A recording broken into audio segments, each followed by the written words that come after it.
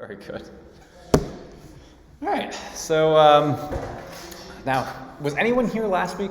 That was Brent. I think we were here. You were here. Yeah. Okay. So for some of this might be. You guys remember everything? Yes.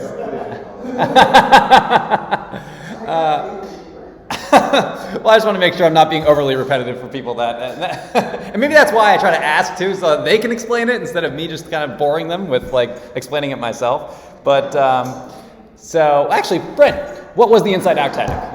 What's that? Do you remember what the inside out tactic was from last week? The inside out. I feel like it was pointing out. Yep. This Point. small detail that makes the whole thing like. You know, I think that pretty much. It's like small things that we know on the inside. Yeah. Right. Yeah. Yes. Sorry, I don't mean to put you on the spot. I never mean to put you on the spot when I do that sort of thing. So what the inside out tactic is that there's this recognition that we all have that we're living in God's world, that man is different than non-man. And because of that, there are certain things that are true about this world that we all recognize, even if we don't admit it, right? So we might not admit that there is an objective morality, but our behavior at some point betrays that, right? That we think that it's wrong to steal, we think it's wrong to murder, that we think that it's wrong to lie, to cheat, to do all these things. But of course, in an atheistic world, that wouldn't necessarily be true. And so what this is what they know deep on the inside, their imprinting from God is revealing itself on the outside.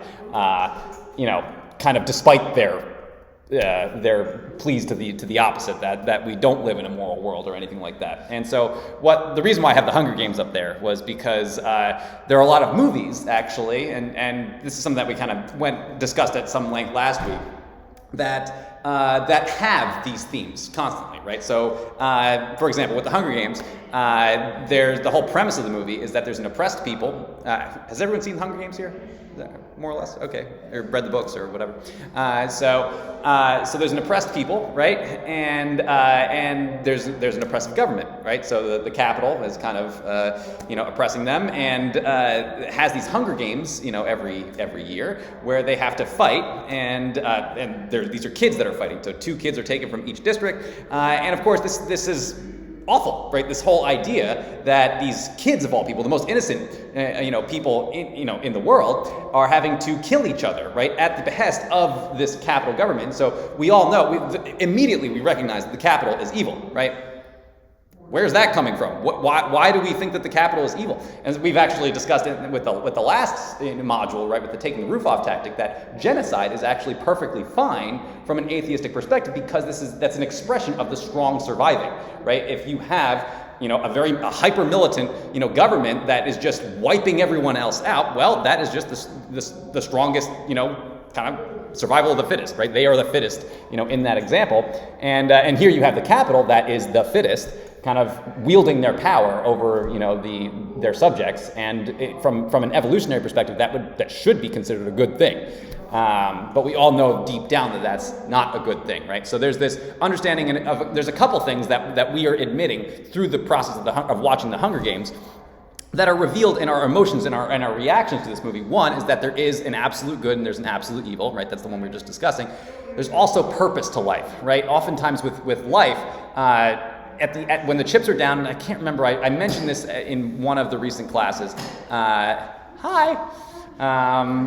But at the end of the game, when we're on our deathbeds, we're not concerned with our money, we're not concerned with our power, we're not concerned with all these fleshly things that people often concern themselves with. What we're often concerned about is, did I do good? Did I have a good impact on the world, right? And of course, we might, as Christians, we might have other thoughts too, like theologically, that we might be thinking about. But take all that off the table, theological stuff. We are all atheists, polytheists, Christians.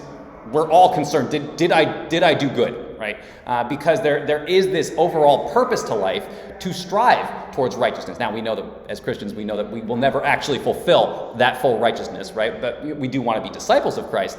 But that whole game can't get started if we don't put our faith and trust in Jesus to wipe away our sin, right? And so other people think that they can actually achieve a certain level of righteousness, which is the goal, right? We understand we can't do that, and so Jesus does that for us, right? But there is this purpose to life of striving towards righteousness, right?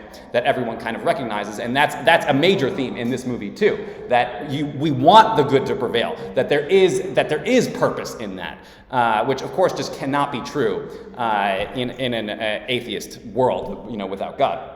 So. And there's a lot of movies that we were discussing. Caroline Rutt last week was just like, doesn't every movie have this, right? Because if you don't have it, it's basically just a bleak nihilistic film that no one would ever want to watch, right? It's just depressing and no one would go to that, right? They do exist. They are out there. Like I mentioned last week, like David Lynch films, I think, fall into that category if you've ever seen one of those. But generally, people don't like those kinds of movies and they avoid them. So we kind of had a fun time talking about all sorts of movies. Can anyone think of a movie off the top of their head that kind of shows kind of these implicit values that just kind of God's imprint on us that kind of come out eventually?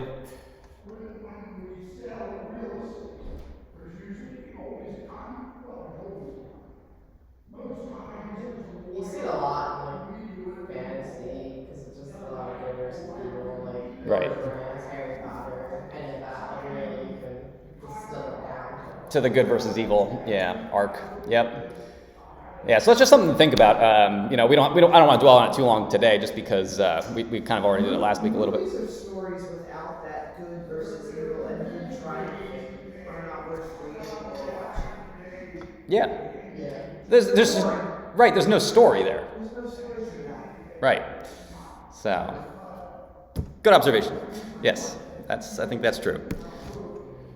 All right, so let's just kind of review the inside-out tactic a little bit, just to kind of solidify it in our minds. I'm a little sad, so we're heading into our last module of tactics. So we have one more left after this, but we're going to have to move on to something else. It's going to be the resurrection, so we're going to go over the case of the resurrection. So I've got some fun stuff planned, but I thought tactics was kind of a unique class because it's not just information; it's kind of stuff that you can apply to your life. So.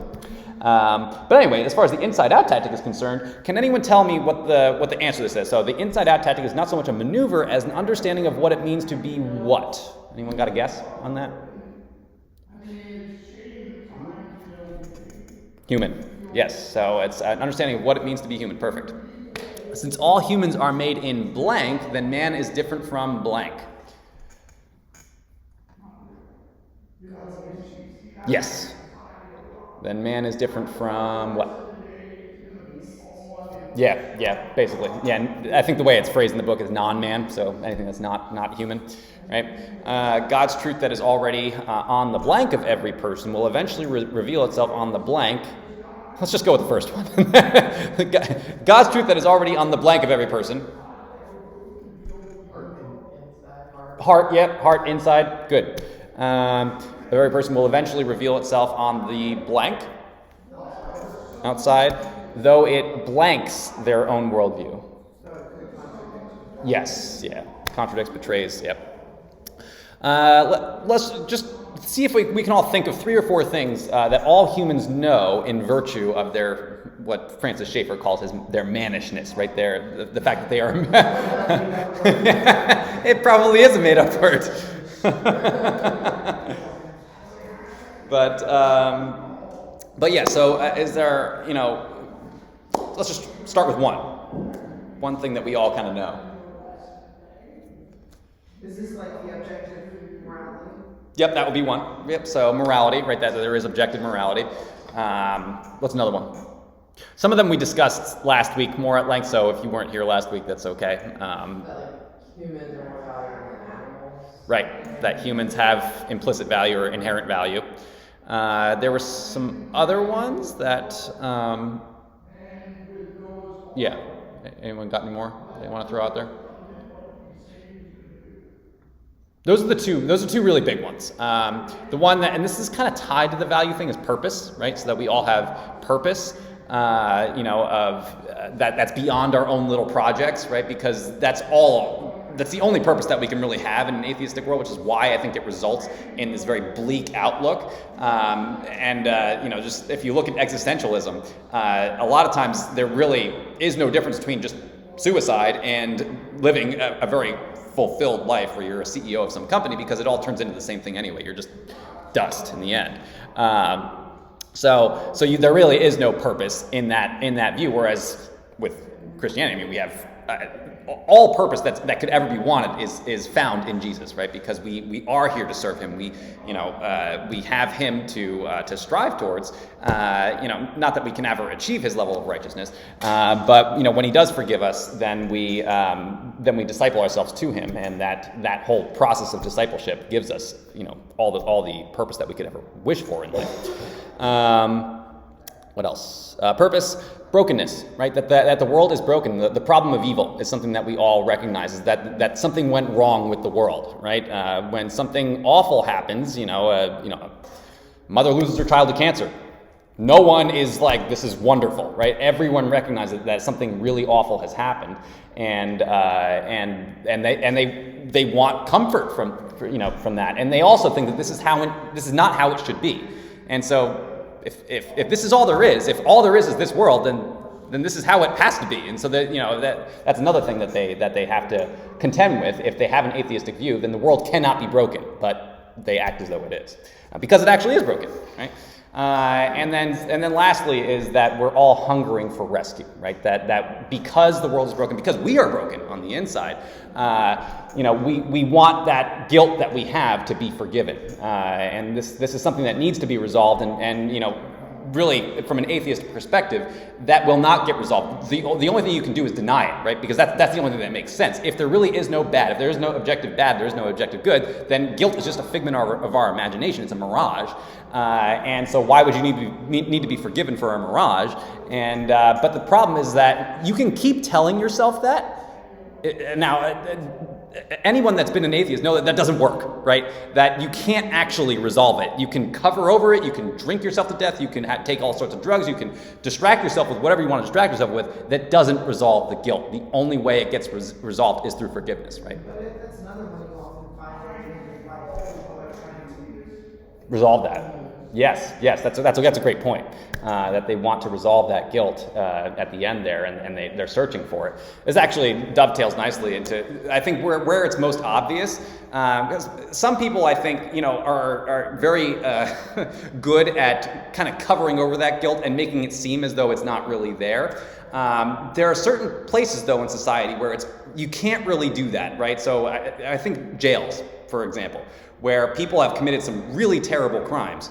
Now, assuming that person is not a psychopath, right, which is not necessarily a given in a jail, right? They might be a psychopath, but if they have some level of conscience still retained, they want that guilt to be forgiven, right? If it was a crime out of passion, and they killed someone, kind of in the heat of the moment, which then they were overtaken by guilt after that, and they have to live with that the rest of their life. You can imagine how crippling that would be, right? It would be just incredibly crippling, and they need that guilt to be forgiven somewhere, and unfortunately, they're oftentimes usually not going to get it from the person that they committed the crime against, if they're still alive anyway. But even if they're not still alive, then their family, right? That would be kind of the next place that you could possibly get forgiveness from here. But they're oftentimes not willing to forgive them, and so the only place that they can really get forgiveness, which is the only place we ultimately can get forgiveness from, is Jesus. Right? And so that's why I think you often see chaplains and clergy going to jails, because they know that these people they need that, right? This is something that they need deep down, and they're ready for it, many of them. But it's not just obviously jail people that need this forgiveness. We all do, even if we don't necessarily recognize it. And I think when we do get to the end of our life, like Carolyn was saying, we all ultimately recognize that we need it, not just people that are feeling it very acutely, behind the walls of a jail. So, any comments on any of that? Discussion or no? Okay. So more self-assessment. So 3 steps to applying the inside-out tactic. So first, we want to blank to the way people blank, for the way their implicit claims about reality blank their false worldview. There's a lot of blanks in this one. You want to take a crack at that?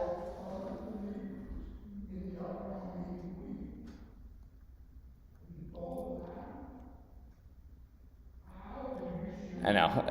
All right, so I'll give you the first one. So first, you want to listen to the way people blank talk, right? For when their implicit claims about reality blank their false worldviews. Contradict, betray, yep. Second, exploit that tension by what? What do we always want to do in tactics? There you go. So third, appeal to a person's existential need. There's about 1,000 ways you can say this, but let's see what you guys come up with.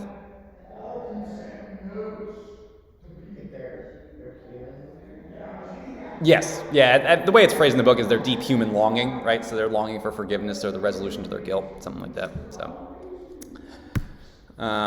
And so this is kind of like the ending story that was in this chapter, right? Which is, why did Jesus have to die? This is something that I think all of us had probably wondered about at some point in our life, right? Probably when we were younger. But even me, who didn't grow up, really Christian,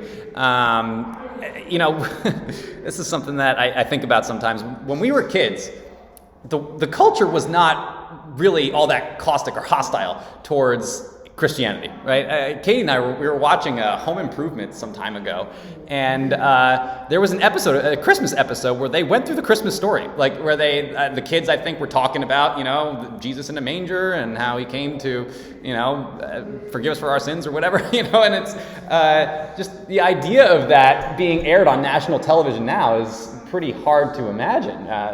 You see how much the culture has veered. But of course, so I grew up in this culture that would expose me to Jesus every now and then, even though I was not someone that was going to church. And so I understood a few things, right? I understood that Jesus died on the cross, right? And I understood that crucifixion was not fun, right?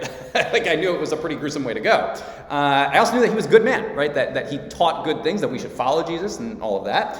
And so that kind of baffled me a little bit. But the one that baffled me more than anything is that it wasn't necessarily a bad thing that he went to the cross. There was like this mixed messaging coming to me. Like, yes, it was an awful thing that he had to go to the cross and it was gruesome.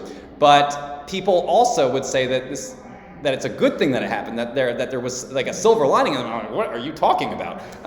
If there ever is a case in which there is absolutely no justification for someone dying, even he was completely innocent. It just really, I had no idea. I was very baffled by that whole situation. And so this question of why did Jesus have to die, I think many of us, if we're Christian, maybe in our younger years we've had to grapple with this, but even in our older years, if you're someone who's not Christian, like Guillaume here, who's an atheist philosopher, this is something that he's very confused by. But after God reactivated his conscience, right, he was suddenly crippled by his guilt, right? Because I think that's something that happens, right? We go through life, if we're not Christian, not recognizing all the evil that we've done, right? All the lies that we've said, all the times that we've, objectified someone in a way that we shouldn't have and kind of used them for our own personal gain. And we just think, well, that's just the way life is. And so as enough of those, especially if you get into your 20s, 30s, 40s, like you've done enough of these things, that you got the weight of the world on top of you. And that's what happened to him, is that he was just crippled by his guilt, had no outlet for it. He didn't know where it was supposed to go. And then it dawned on him, that's why Jesus had to die. This giant load of weight of guilt that had been laying on me this whole time, and I just didn't even recognize it, needs to go somewhere. And that's why he had to die. And likely it might be why his, I'm intrigued by the term that he used, reactivated his conscience. Meaning, interesting. The way I read that is at one point, like in our childhood, in our more innocent of days, that it worked. And right. We as adults push it away. I don't know, I think reactivated is an interesting. It is interesting. I'd be curious to know more what the thoughts were in that.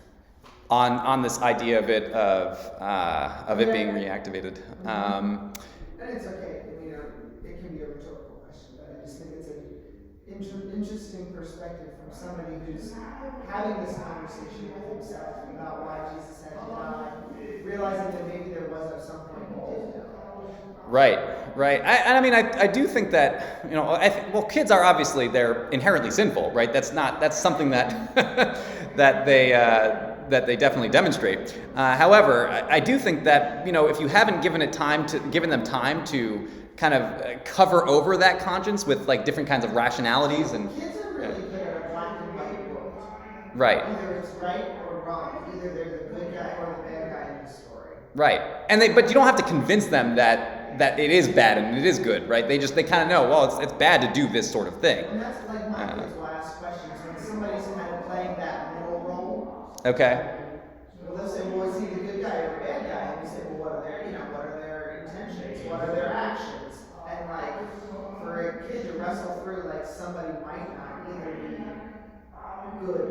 bad. Right. Like a Han Solo type, where he's kind of a swindler, but he's also helping the rebellion, and It's like, is he a good guy? Probably. Right. Is he doing some bad stuff? Yeah. Right. Is he a bit shady? Yeah. Yeah. But like, I don't know, it's just one of those things I think about. Kids are much more into like, either yes, this is right. Or no, this is not. Right. Yeah. That's it. That's It's it. interesting to get into those universal truths of childhood and adulthood, and how maybe children are closer to how God intended us to be anyway. Right. Yeah. Well, I think we very get into our minds where we rationalize through the evil that we do, and we say that it's not bad, and I think you do that enough times, you become seared to the idea that it was actually bad. Until I think, yes, at the end of your life when all the chips are down, then it all comes back, and maybe not. I don't know. As adults, I think we're really good at saying, "Well, I didn't do something as bad as Someone else." Yeah. Right. That's cool. And then with this Guillaume guy, so after it dawned on him that he then surrendered his brokenness to the one who could repair it, and when he did, the feelings of guilt just evaporated. And so I think many of us have probably had that experience to some level or another. So, all right, what's it, 9:35? Okay, let's jump into our next class. Any questions on any of that, on the inside-out tactic? And it's actually a pretty easy tactic to apply to our lives, because all you have to really do, especially if you're talking to an atheist, all you have to do is remember if they're making a moral claim, or if they're trying to say their life has purpose, that kind of betrays their view, and so you can just note that in your conversations with them, and so it's really kind of an easy one to apply to your life, because those are two things that people are constantly making claims about, especially morality, and then especially if you get into like the political realm, those are the kinds of claims that are thrown around all the time, are moral claims, which have no business being in an agnostic or atheistic, philosophical perspective. So. Okay, that was fun. This last class is fun too. It's got some. All right, let me just start it up from the top and play from start. Okay, so session 8, mini tactics. Right, so there's a whole bunch of tactics in this last class, and we can skip that over. So there are a handful of modest maneuvers, so they're not complicated, right, that you can help in your conversations with others, right, and they're called mini tactics because they're simple and they're easily put into play. So the first one is what a friend we have in Jesus, right? And I still think this applies to today. This book was written in the first decade of the 2000s, but I still think that even today, people have a high regard for Jesus, right? And because they have a high regard for Jesus, they will often try to conscript him into their own perspective. Now, and this is very true. I mean, it's not just Jehovah's Witnesses and Mormons that are trying to have a piece of Jesus. I mean, Muslims, because Jesus is a prophet. That's what they consider Jesus to be in their view. New Age people are constantly trying to, recruit him as being an ally of New Age philosophy in some way. It's interesting, but they kind of consider him like a guru of sorts. Hindus actually kind of do a similar thing, because a lot of New Age philosophy is connected to Hinduism in a lot of ways, and even some Buddhist, sects will make similar maneuvers in that way. And so but the thing is, all we have to do is remember, well, they might know some things about Jesus, but there's some things that they must be ignoring about Jesus in order to think that he's an ally to them, because they're basically saying that he must promote two religions or two philosophies, and he's not the only way in the truth and the life, right? And so we can always kind of know, where does their philosophy differ from Christianity, and is the way that they differ from, where does Jesus make claims that contradicts the claims that they're making, right? And that's essentially what we're doing with what a friend we have in Jesus. We want to pit the challenger against Jesus whenever we can, right? So anything else I want to say about that? Pretty much it. So here's a conversation that, anyone know who Deepak Chopra is? Is that a familiar name to people? So about 20 years ago, he's very popular in the New Age realm. He was on Oprah Winfrey. And certainly compared to Greg Koukl, he has a lot of, prestige. So at least he's a medical doctor. I don't know what he's a medical, I think he's like a medical doctor in Ayurveda, which is not really medicine. It's kind of like the Hindu variant of medicine, where they, have certain beliefs about the human composition, so that there are Rajasic personality types, there are Tamasic personality types, and there are Sattvic personality types, and that each personality type has a certain set of foods that they're supposed to eat. So it's more of like a Hindu perspective on like healthful living, basically. And that's kind of what Deepak Chopra, he's kind of someone who represents that belief system, right? And he actually agreed to debate Greg, and what Greg recognizes that, well, this guy is far more popular than I am. I mean, where Greg might be well known to several thousand people, maybe even tens of thousands of people at this time. Chopra is pretty well known to millions of people, across the world. And so instead of what he decided to do was, well, I'm not going to pit his credibility against mine. I'm going to pit his credibility against Jesus, right? Because that was what this whole debate was centering around, was the claims of Christianity. And so when Chopra insisted that Jesus was not the only way to God, Greg simply referred to Jesus where Jesus said that he is the only way, right? And then he asked Deepak if he thought that Jesus was mistaken, right? Because Deepak, in his New Age philosophy, wants to say that Jesus is true, that he's a good teacher and all of that, but then he's going to have to call him a liar, right? And so this is something that we discussed, I think, in the previous class. It's like, well, is he a liar, or is he actually, a good teacher? Because he can't be both, right? And so he kind of took that approach, and he kind of had Deepak duke it out with Jesus instead of him, and that can be a very useful tactic to use with people that have a high regard for Jesus, and they want to recruit him into their own view. So. Politically correct beauty pageants, right? So a father once asked Greg how his daughter should respond to a question about same-sex marriage in a beauty pageant, right? And so this was Greg's answer, was that since this is what he was telling her that she should say if this question comes up, since I'm a follower of Christ, my view on marriage is the same as Jesus' view. One man with one woman becoming one flesh for one lifetime. And so on the definition of marriage, I stand with Jesus, right? And so now that whoever's asking that question, because what I'm sure they would love to do was like, well, isn't that kind of hateful to say that, homosexuals can't get married or whatever? And now, so it's no longer her that's making the claim, it's Jesus that's making the claim. And even today, people are much less willing to say that Jesus was a bigot than they are to say that some nobody Christian is a bigot, right? So it has a lot of rhetorical power that way to kind of turn the tables on them real quickly. So, any questions on that, or any ideas about the what a friend I have in Jesus tactic?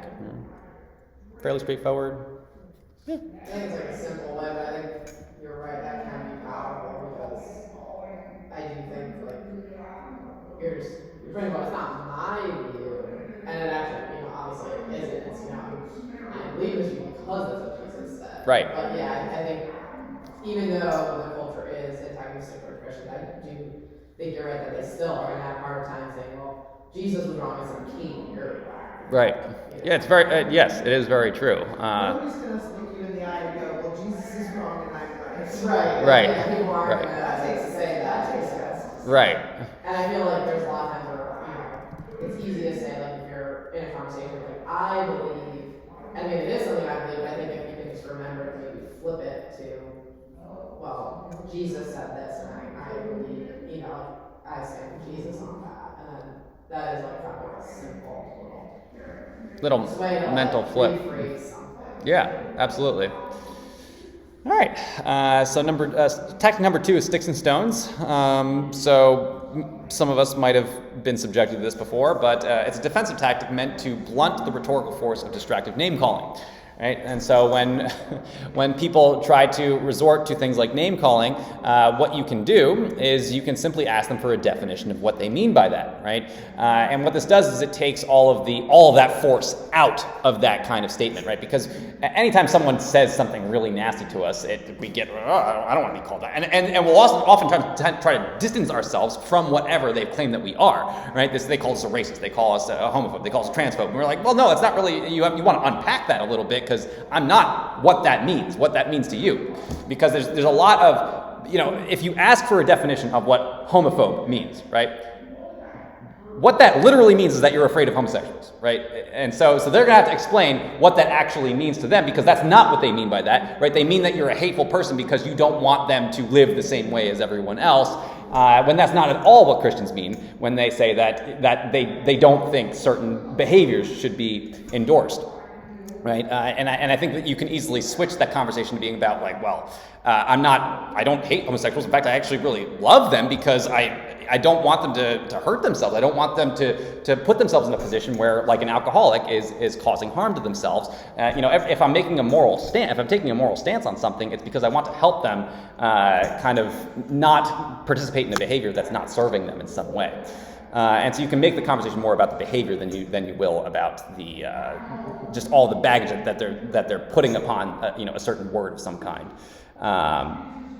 So yeah, that's what we can do by asking for a definition. This is called an ad hominem attack. If someone is attacking your character instead of your argument, right? You always want to get back to the content of what you're actually debating rather than your character, because your character really, I mean, it might reflect your argument in some way, but your character and the argument are two separate things. And so if show your character by how you answer the question in the argument. Right. You don't have to defend it. You don't defend your character, just let it show itself. Right. Yes. Right. But if they're attacking your character, they're distracting you away from what your actual argument is. And so you can just kind of gently ask them, it's like, well, why did you think it was, helpful for you to just kind of slander me rather than actually unpack the statement that I made and show that how your opinion is actually better than mine, right? Because just a simple attack on someone's character is really not addressing that in any way. It's a cheap shot, right? So that's a good way of putting it. So. There you go. So kind of like Carolyn was saying, you want to be sure to ask calmly and with grace, right? So we don't want to respond to an ad hominem attack, respond to name calling with more name calling, right? That's going to be self-defeating, and so we want to just kind of ask them, well, did you really mean to just kind of offend my character, or did you want to try to address the question a little bit better, or again, just ask them for a definition of what they mean by an uneducated whatever person from antiquity or or other profanities that they can probably throw in there. So the advantage of that, it stops the momentum of the attack, and then it forces the other person to think about what they just did, right? And this is something that most people actually don't. I don't know. I think some people probably recognize what they're doing. I think a lot of people recognize what they're doing when they're making an ad hominem attack. But sometimes we're kind of inculcated into this kind of behavior when we're in high school, where it's like, oh, you're so stupid because of whatever, right? This is something that we've kind of been indoctrinated into from a very young age, whether we're calling someone poopy head or, something a lot worse than that, it's just something that's just part of our nature. And we don't even recognize when we're doing it that we're switching from, actually having a civil debate to just slandering someone, because it's just considered another text that we can use in the debate when it's really not helpful at all. There's really no advantage there other than trying to defame someone, which is not a behavior that we should ever be engaging in. So anything else? Yeah, I already addressed that. Okay. Any questions on sticks and stones? Just note it. For whatever they call you, just ask for a definition for it, and then just ask them why they thought it would be advantageous for them to just kind of name call you instead of actually address the content of your argument. Okay, moving towards the objection.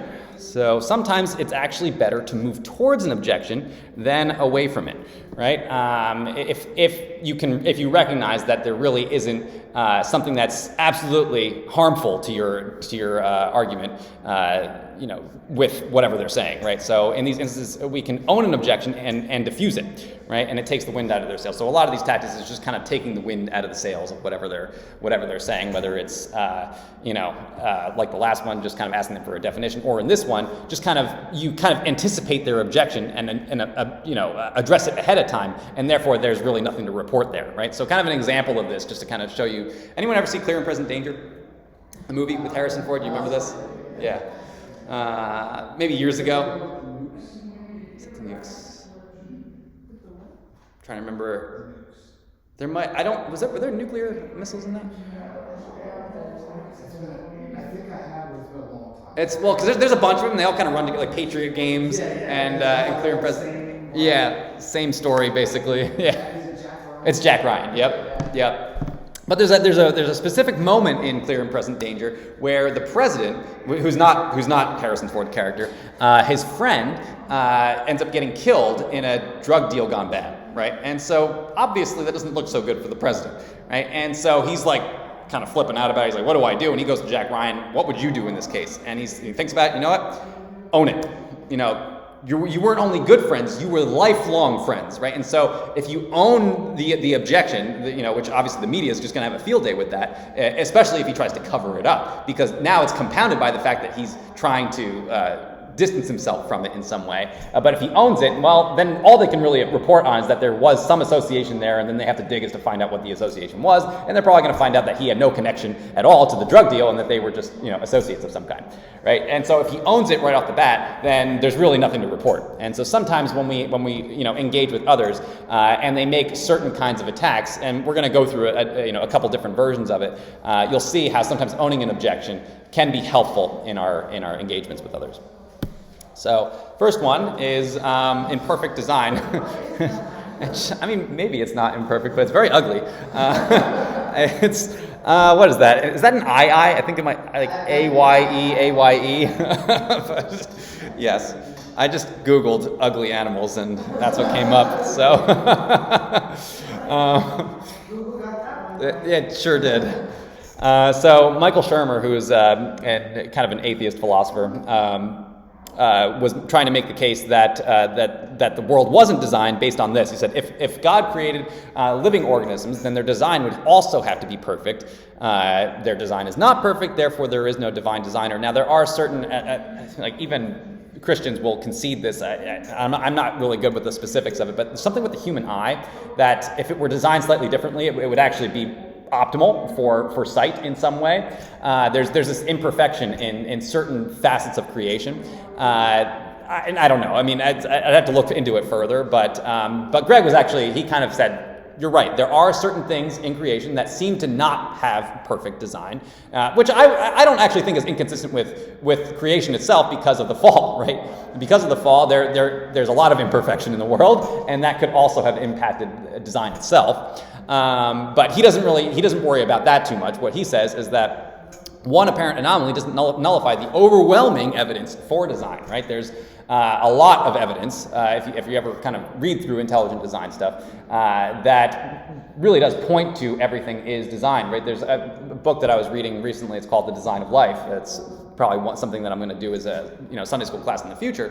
But there's this idea of, well, actually, some of you probably remember specified complexity. You guys remember that from like a little bit at the end of the last class, right? So there's certain things in the created realm, DNA being the most obvious one, that exhibit this thing called specified complexity, which is complexity is just a certain level of improbability, right? So there's the chances of it happening are very, very slim, right? And then the other specification has to do with patterns, right? That there's a certain pattern it shows, right? And so kind of a way of demonstrating that is flipping a coin, right? If you flip a coin 100 times, you're going to get this like really random, sequence of heads, tails, tails, tails, heads, heads, heads, tails, right? And it's actually very improbable, right, to have that sequence, right? It's not really showing a pattern of any kind, right, because it's just random. But it is, and to show that it's improbable, what are the chances of you getting that exact sequence again? Minimal, right? And so it's very improbable. And where it starts to show specificity is if it shows a pattern. So if you were to get heads, tails, heads, tails, heads, tails for 150 times, well, now it shows both specification and complexity, right? And the only things in the known world that demonstrate specified complexity are man-made things, right? So computers, or even things much simpler than computers, bead strings where it's showing a certain pattern, right? Show these things. Language is another really good one, right? So what are the chances that you're going to have the Declaration of Independence, written by a bunch of monkeys? Like it's almost nothing. It is nothing, really. The chances are too high that even in the allotted time that we have, as far as scientists say, for the existence of the whole universe, right? It's about 14-point-something billion years, according to them. You would need more time to have 12 monkeys write the Declaration of Independence, right? Because of how complex it is. So, And so since we see this in the created realm through DNA and certain other areas like the creation of proteins, there's an overwhelming level of evidence that the world is designed. And so that doesn't, just because you have this one instance of an imperfection doesn't mean that the overwhelming evidence is now null and void, right? And the way that he kind of put it, which I thought was pretty clever, it's like saying a clock wasn't designed because it ran 3 minutes slow, right? Just because we have a slow clock doesn't mean we think that it just burst into existence, right? So kind of a cool way of putting that. All right, any questions on that so far? Right, it wasn't working. But it was still designed and built Right, by something, by someone. right. It has all the hallmarks of design, even if it's not functioning right. Yeah. I agree too with what you said about the fall. How many things can you look back at the very beginning of Genesis where people lived 900 years? Right. 800 years, you know? Nobody does that anymore. Right, Because God said, we gotta limit the lifespan. right. So there was something that we were designed to have pretty long lifespan, and it got taken away from us. Right, Because of choices. because of sin. Yeah, because of sin, because of our choices. Right. So why in that instance when Adam and Eve chose sin, why could that have not affected Something like the design. everything else? Yeah, right. Absolutely. So, and they don't really say that in the book, but that was just kind of my immediate kind of go-to was just, well, the obvious answer to that seems to be, the fall. But cool. So we have some other examples of what was it? What is this one? Oh, moving towards the objection. One less God. Now, I hadn't actually heard this one before, but it's an interesting one. So an atheist people have run into atheists saying this, that there are a lot of gods that you don't believe in, like Zeus, Jupiter, or Thor. We atheists just believe in one less God than you. Right? And so they're trying to minimize or try to reduce God to a number, right? As though having one less God is or having one God versus no gods is the same as having two gods and one God, and qualitatively there might be some similarity that you can draw there, but you have to take out all the content of what that means, right? To have God, right, is going to dictate, there's a lot of ramifications for that, right? If there is no God, then what's that quote from 300 that dying tonight for tomorrow, it's all over or something like that. There's no point in really conducting ourselves in a moral way because we're all just going to die tomorrow, right? And so you might as well just kind of live up the moment, basically, is where that would go. Whereas if there is a God, then we are beholden to that God, and we want to follow that God. And so there's all this content that comes along with there being that one God versus no God. And so that there really is I'm not sure what the point is of saying that. And so what the Christian can respond to that with is that, yep, you believe in one less God than I do. That's what makes you an atheist and me a Christian. We already know that. What's your point, right? Because there really is nothing there, right? Yeah. So that I think what it says in the book is that they're trying to accuse Christians of doing the same thing as atheists by not believing in other gods, right? Because polytheists believe in 12 gods, or however many gods, like say the Roman pantheon or the Greek pantheon of sorts. And they try to say, well, you kind of just don't believe in all those other gods, but you believe in the one God, and so we're kind of just like you by believing in one less God than you. But again, it's just reducing God to a number, and I don't think that is actually helping them in any way that they think that it is. So, how we got 9:57? It's very quiet. I think they stopped. There. The church is full of hypocrites. So the challenger would say that, as an objection to Christianity, that the church is full of hypocrites, and therefore Christianity is, a fraudulent religion or something. And so the Christian can just say, "You're right. Actually, the church is filled with worse than hypocrites, liars, swindlers, adulterers, drunks, you name it. That's precisely why we need Jesus." I thought this is actually an interesting one because they turned a negative into a positive, right? It showed that they're trying to say that Christianity is kind of a non-viable religion because the people that go there are hypocrites themselves. But of course, and I think that's I thought that was a unique, turn of that where, Greg just kind of noted that we actually need Jesus precisely because we're hypocrites, precisely because we're these broken people. That's right, and that's we need him to save us from that. And so I thought that was kind of a unique one because it turned a bad thing into a good thing. And these, again, just remember, these are all, just owning the objection. So the objection being whatever it is, the church is full of hypocrites, or like in the last one, that there's one less God. So we're just kind of moving towards that and just showing how their argument really doesn't have the force that they think it does. 58. Let's see, how many more do I have left to see? Yeah, so we'll kind of finish it with moving towards the objection. So we got one more of these. So Jesus is a crutch, right? So the Christian can say, so when people just kind of accuse Christians of, only believing in Jesus because it's a crutch from the cold, hard reality that there really is no purpose to life or whatever, then the Christian can just say, well, no doubt about it. Handicapped people need crutches, right? We all have crutches, and the real question is, can your crutch hold you? What crutch are you leaning on? And this kind of goes back to what we were kind of talking about earlier, how everyone, if they really try to own this quote unquote reality, I don't think it's an actual reality because I think it's based on a false premise, but this idea that there really is no purpose to life, that there is no morality, that all of this is just kind of an illusion of sorts, then we have to find purpose in other places, and if we can't, then we have to medicate that in some way, right? Where we drink lots of alcohol to kind of distract us from this very bleak reality of the world.